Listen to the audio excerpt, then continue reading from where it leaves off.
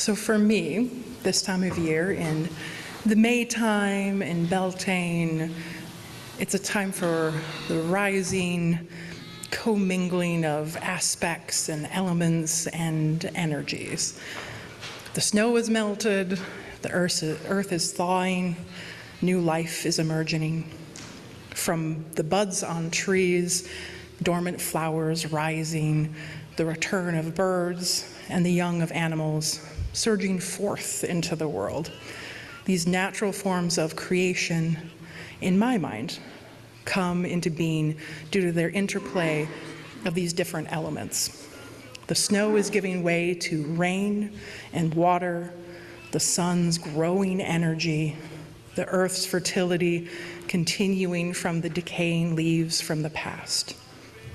The sun and rain and earth combine and interplay with each other to allow all plant life to come into bloom. And some combinations are more favorable to one plant, maybe cause challenges for other. Who's had tomatoes that have gotten too much water and not enough sun, right? Or, some plants that, they got too much light and not enough sun, or maybe they had just the right amount or combination of nutrients and they did well. It's the balance between these elements and the important part of how life, and each individual life, survives and thrives. So when I say balance, I don't necessarily mean in equal parts, perfectly balanced on a pin, but instead just the right amount for each part for the desired outcome or the best outcome. So let's talk about soup for a little bit. I know I'm gonna make everybody hungry. So very few soups have exact equal parts of each, otherwise you have very salty soup. That would be bad, or very thick soup because you'd have just as much vegetables as water, right? So it would be very odd tasting. Instead, you may have several cups of broth and a teaspoon of spices, or maybe a tablespoon, depending on how much you like spice. Just maybe a pinch of salt or less, maybe if your health is saying, you gotta watch the salt. And maybe a half cup of rice. And 3-4 cups of vegetables, right? It's in that combination, each element creating a unique balance to the dish. And creating a unique combination of textures and nutrients and flavors. And such is what constitutes creating our lives. Now, I bring up soup because it also reminds me of cauldrons. This is my train of my brain. Welcome to that. And cauldrons being a vessel, they are a perfect tool for both physical and the visual combining of elements to create and transform these independent items into a more unified new whole. Even so, creating in a cauldron isn't simple. Or a mild task, the monitoring of the amount of heat and timing of when to add certain elements. If you put your tomatoes or your potatoes in too early, they're going to be mush. It's not going to be good. And the stirring, and the stirring, and the stirring, and the stirring, and the waiting. And things that can easily go awry, or even to disastrous extremes. Anybody have a burnt pot at home? I have one of those. That has become a craft pot because I can't cook in it anymore. So all these elements, not only what elements combine, but also how we bring them together in our lives, is that active creativity in our own lives. So take the story of Cauldron. She's a Welsh goddess or sorceress, depending on which version of the story you want to hear. And yes, I heard the chuckle back there. And she had found and harvested just the right herbs and other magical elements to create this brew that would give a person the draught of awen, or this all inspiration and good speech and powers of prophecy and poetry and all this really potent stuff. And this draft was meant for her son. And she had dedicated a full year to this task. And she had hired 2 people to watch the cauldron for her and to make sure it didn't boil over and that the fire didn't go out. So it was continuously boiling and going. Unfortunately, while Cauldron was away, the brew bubbled over and a drop of it landed on the hand of the young man who was tending the cauldron at that time. And with that one drop, he was bestowed all that power. Now, as you can imagine, Cauldron was not happy. She was furious. And there was quite a very merry, and I say merry as an animated chase between these two, so chasing. And they both transform into different animals and give chase, which now the boy can also transform. So I'm just going to say that potion is very impressive. It can do a lot of things. So suddenly he can shapeshift and he's just a regular person. But in the end, the boy turns himself into a kernel of grain to hide from Cauldron, and Cauldron turns herself into a hen who eats him. And then 9 months later, she gives birth to a boy, who is the reincarnation of that boy who she had chased because he had taken that power that she had intended for her other son. So now he is born, bestowed with the powers of Awen, the power of, again, great poetry and prophecy. And he's born being able to speak not only words, full sentences, but poetry. And becomes one of the greatest poets of Ireland. If you've ever heard of Taliesin, that is his origin story.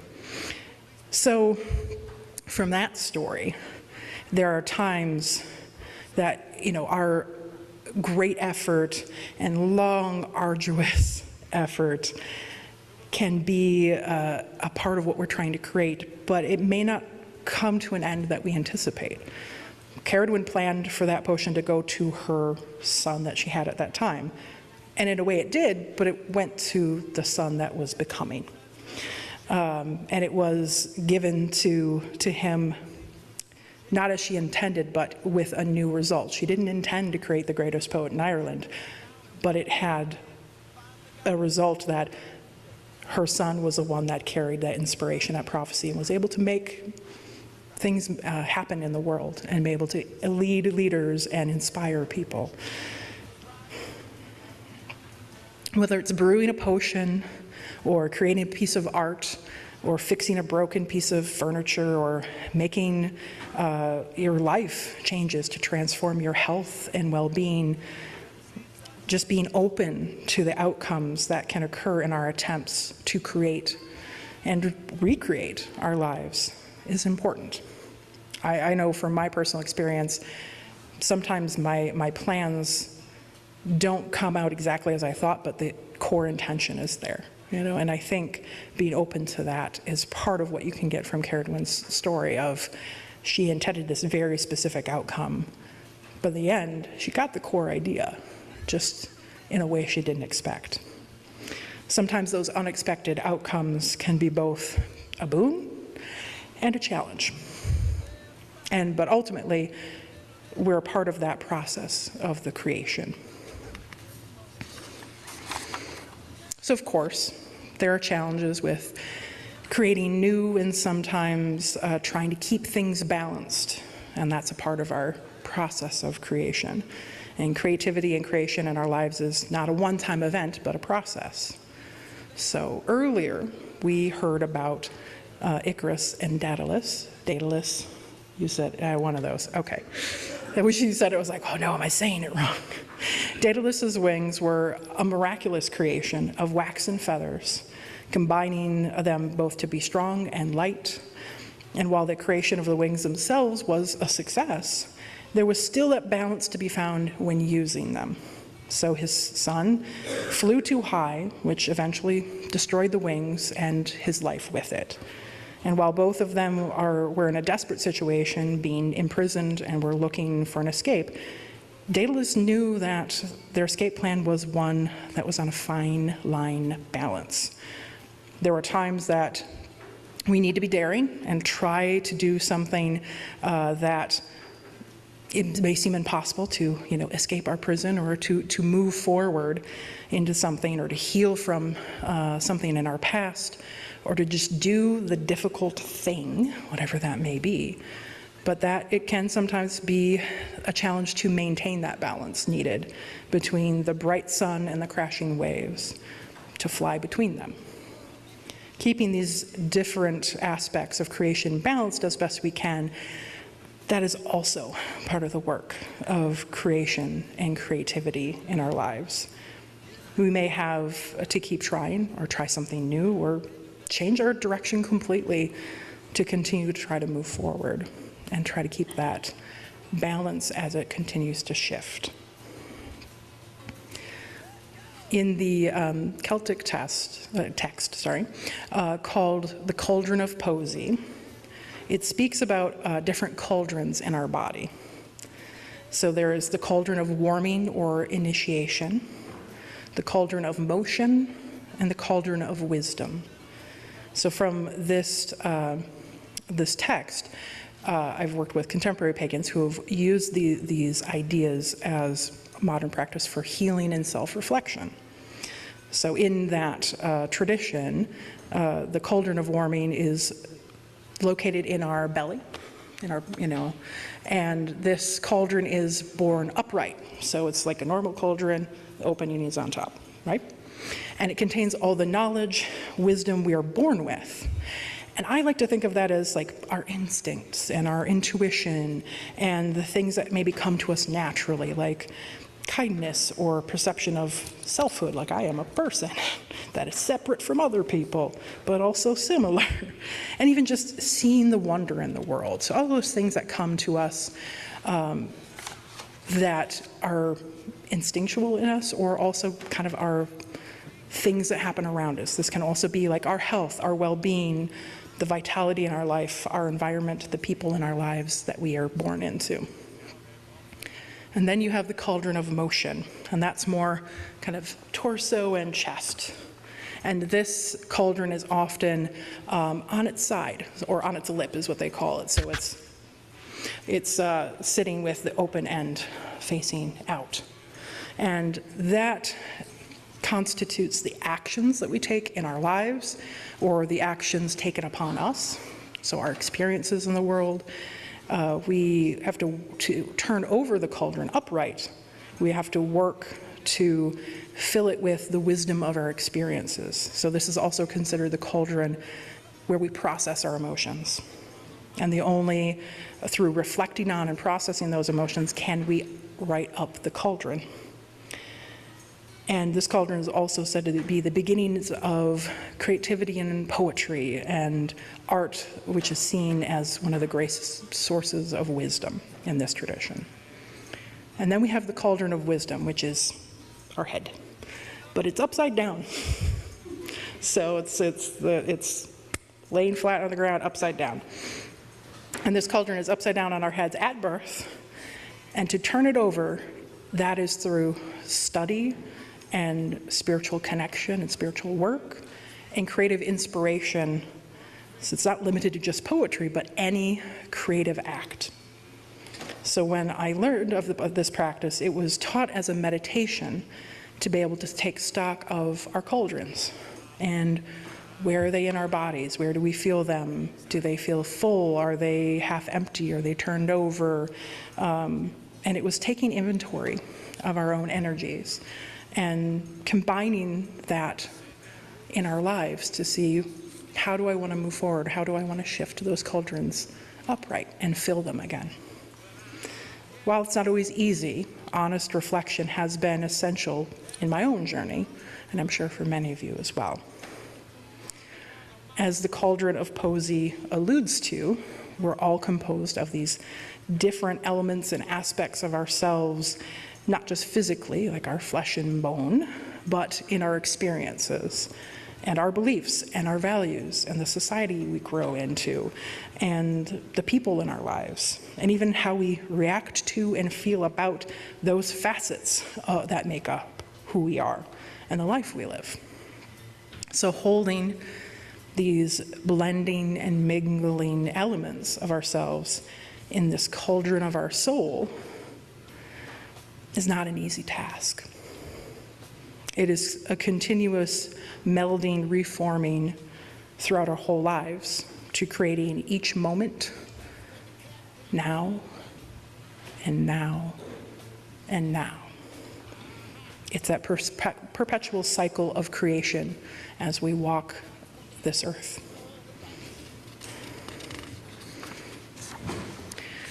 So in the Votivestav tradition, of which I am a part of, we work with the world tree, or Yggdrasil in the Norse pantheon. And this meditation comes from many of the creation stories of Norse culture, which I spoke a little bit about earlier of, well, one of the many creation or many beginnings is the sacred cow, licking the ice and rime that exposed, I won't say human, but a human-like being to start, some of the world. And there are many stories of beginnings in Norse culture.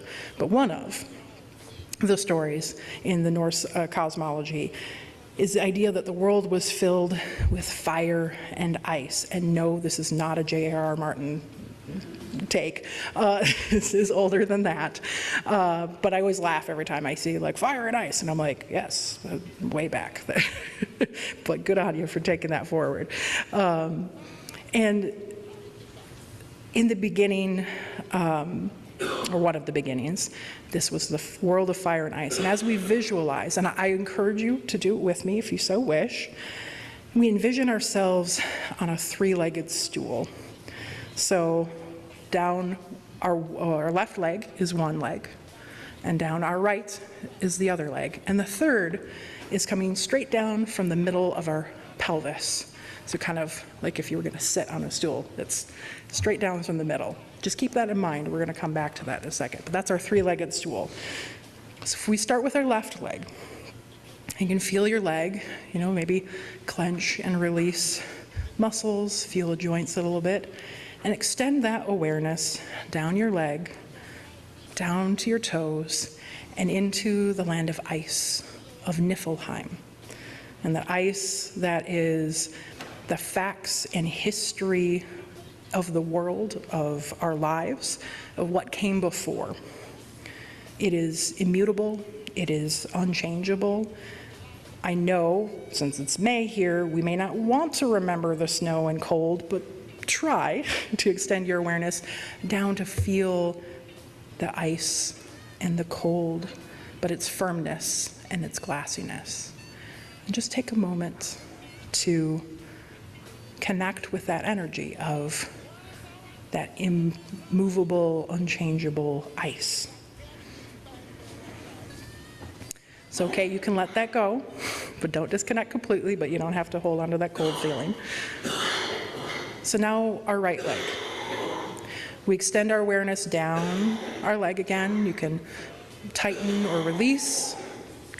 You can tighten or release your muscles, feel your joints move if you want to, and feeling awareness of your leg down to your toes and into the land of fire, Muspelheim. And in this place is where our emotions and our perceptions of what's happened in our lives, and it's flowing and changing and oppressively, overbearingly hot. And you can hold that feeling for a moment and that awareness of the waves of heat, the churning, flowing, warm lava. And you can focus on that feeling of that warmth for a moment. And you can unfocus for a second and just take a breath. And with a little bit of focus, try to hold the feeling of both ice in your left and fire in your right. And try to bring that feeling and awareness up your legs, up towards your knees, up towards your thighs, right before you get to your hips. And just take a little time to feel and experience both the warmth and the cool rising up your legs.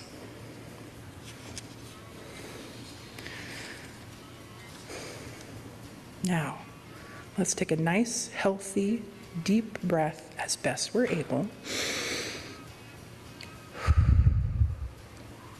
Have you ever noticed that the muscles in your pelvis are part of that movement? Muscles in our diaphragm and even like our pelvic floor. This is how we recognize that third leg. This is where the fire and ice combine into Gnungagap. Such a good word, right? Gnungagap, which is the gaping void and the roiling cauldron of creation. And that is where we bring the fire and ice together into that space, so in our pelvis. And that space is where we can feel the steam and the rhyme stirring with these two elements colliding. And this is the place of creation in Norse cosmology. This is a space where life comes from, this mingling in these two disparate and powerful elements that fill the void and fill it with energy and life and creation. And it's said that the giants and other powerful beings come from this collision of fire and ice. And these are beings of power, but they're also beings with great ability to change and transform the world around them. They make an impact. So hold that for a moment and bringing that fire and ice and allowing them to collide in your body and seeing, what does that feel like? Maybe it feels uncomfortable. Maybe it feels a little strained, like how do I hold all this together? But also maybe exciting, or a little terrifying, but also freeing. And to me, that combination of those elements and that bringing together in that roiling cauldron of creation is how creativity feels to me. It can be an infinitely positive experience, but also a bit terrifying. And hard sometimes to pull things and bring them together, but ultimately can also feel so good to be able to express that energy as well. We carry this energy with us at all times. We are the cauldron. We're the cauldron that holds many facets and pieces of who we are. How we focus and use and empower this creative energy is up to us. There are times it can be difficult to choose what's next, or there's uncertainty, there's barriers, challenges, unexpected outcomes, and there can also be opportunities and instances where we surprise ourselves with what we can create and make happen for ourselves in our own lives and for those in our lives with us. We are creating every moment of our lives. And you can release your awareness of the fire, the ice, and the roiling cauldron if you haven't already, and allow them to fade away and recede into your awareness. But they're not gone, because within you, you hold the cauldron of creation. Thank you.